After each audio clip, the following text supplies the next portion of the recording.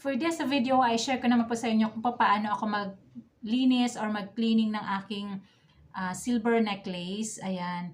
Ito yung aking necklace na lilinisin for this video. At ito po ay binili namin sa Unisilver. Ayan. Pero kung malapit po kayo sa store or branch ng Unisilver, ayan, libre po yung pagpapalinis ng jewelry dito sa Unisilver. Pero kapag malayo naman po kayo sa branch ng Unisilver, ayan, para hindi na kayo mamasahe, pwede po kayong bumili ng silver polishing cloth. So ayan, papakita ko sa inyo for this video. Pero bago yan, ay kung hindi ka pa nakapag-subscribe, ay please, click mo na po yung subscribe button and bell notification button para updated ka sa mga next na videos na i-upload ko. Thank you so much! So, dati po, meron akong nabili na ganito, yung silver polishing cloth, anti-tarnish. Ayan, ito ay nabili ko sa Shopee. Less than 100 lang yung price nito. And ayan, nakalagay dito, open. This silver polishing cloth is made of high quality cotton impregnated with a silver cleaner and anti-tarnish agent. Used as an ordinary cloth or lightly tarnished silver and silver plate. So, to obtain a brilliant polish with a long-lasting protection against tarnish, the cloth remains effective as long as it is not washed. Ayan. Ito ay from Germany. Pero kung sabi ko nga, kung binili ninyo yung alahas nyo sa Unisilver or sa Silverworks, and free po yung cleaning sa kanila. And if ever na hindi nyo kayang pumunta doon, so ayan, pwede po kayong order sa Shopee. Ilalagay ko na lang po yung link sa ating description or sa comment section kung saan po kayo pwedeng bumili ng ating anti-tarnish silver polishing cloth. So, meron din po ang Unisilver na ganito. So, ilalagay ko na lang po sa description box yung link. Pero, check pa rin natin. Ipapakita ko sa inyo kung effective ba itong nabili kong pang-polish or anti-tarnish na cloth. Yan, ito po yung lilinisin natin. So, medyo manipis kasi wala po akong makapal na silver.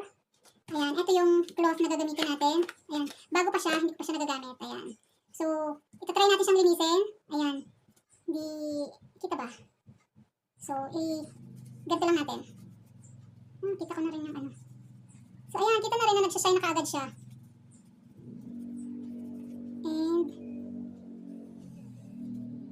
makikita mo naman kung madumi na talaga siya kasi meron siyang ganan. So, hindi pa siya masyadong madumi. Sensya na doon sa kamay ko. May tina. Ayan, kita mo na rin na nagsashine siya. So, effective din naman. Ito try ko doon sa isang necklace. Kasi hindi ko sure kasi kung silver yun eh. Teka, share ko din sa inyo. Ayan, meron pong pang cleaning na liquid, pero mas prefer ko kasi ito para hindi na madumihan yung kamay ko at hindi na maano. Yan, kita nyo naman, ayan o, yung mga pinagdaanan niya ng silver. Eh, makikita mo nag-shine talaga siya. Ayan. Hindi ko lang alam kung makikita niyo yung before and after nito. Kung malinaw ba sa camera. Pero sa tingin ko naman is nag-shine siya. Ayan o. Ayan. Ito-try ko dun sa isa. Wait lang. Ito naman po yung ito-try kong ilinis or linisin. Pero hindi ko kasi sure kung silver siya. Pero try na rin natin. Kasi wala siyang stamp kung silver ba siya or whatever. Pero try ko na rin. So, ayan. Ayan yung before niya. Galing! Nag-shiny na siya. Ibig sabihin, applicable din siya sa ibang metal. Kasi hindi ko naman sure kung silver to eh. Pero try na rin natin. Ayan. Nakita mo na nag-shine talaga siya. So, effective din siya. Kita na kaagad. Kasi dun sa kwintas ko, dun sa una kong nilinis, hindi siya masyadong kita siguro sa camera kasi manipis. Pero ito, kita nyo naman ay, tingnan nyo, nagsashine-shine na kaagad after malinis, mapadaan dito sa cloth. Meron siyang mga zirconian stone. Pero yung body niya is, hindi ko alam kung silver na. Pero ayan, ang ganda ng ano, ganda ng pinalabasan. So, padaanan ko ulit ng isa pa para dalawang padaan para ma-check natin yung ano. Ayan, tingnan nyo. Ibig sabihin, nalilinis din talaga siya. Yung mga liquid na panglinis, effective din siya, lalo na dun sa mga maraming singit-singit na kwintas. Kasi lahat talaga madadaanan. Kasi itong mga ganitong klaseng panglinis na cloth lang, kung ano lang yung madaanan mo, kung ano lang yung mapunasan mo, yun lang yung syempre malilinis. Ayan. Pero mas prefer ko na to kasi effective din naman. Nagsashine din siya. Bumabalik yung pagka-shine niya. Ayan. Ayan, kumigis din. Diba? Ang kitab na niya. Compare doon sa kanina. Ayos. Ayan. So, ito yung after cleaning natin. After cleaning. Ayan. Kitang-kita niyo nag-glow na rin talaga tong kwintas ko. O, diba? Kasi matagal ko na itong hindi nagamit. Sa taga-on lang. Ayan. Nag-shine talaga siya.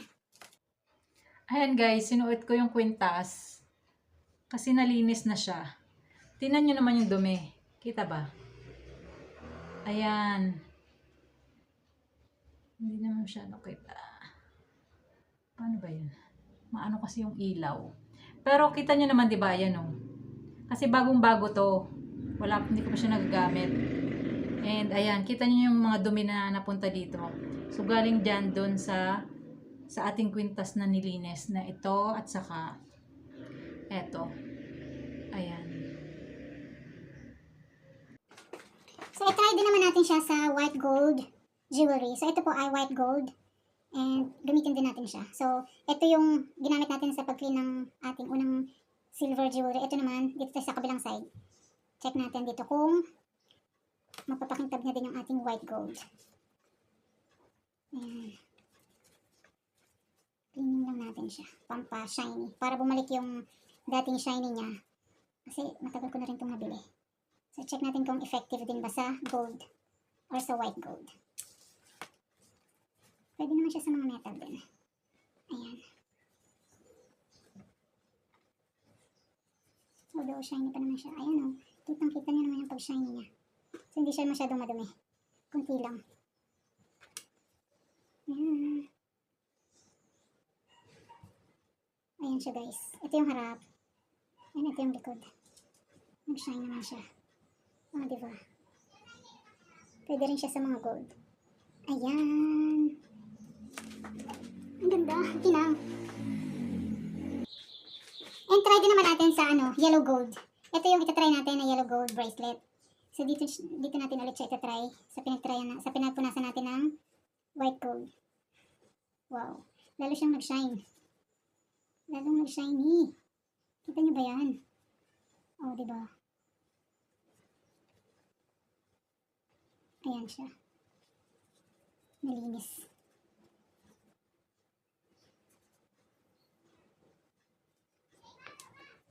So, hindi lang siya pang silver. Pwede rin siya sa gold. Diba? Okay. Ayan, ito yung after.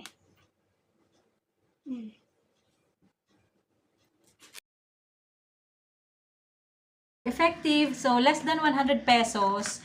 Meron na tayong panlinis ng ating jewelries. Ayan. Lalagay ko na lang po sa comment section yung link para makapag-order po kayo. So, thank you so much for watching. At kung hindi ka pa nakapag-subscribe, ay please, click mo na po yung subscribe button and bell notification button para update ka sa mga next videos na i-upload ko. Thank you so much! Bye!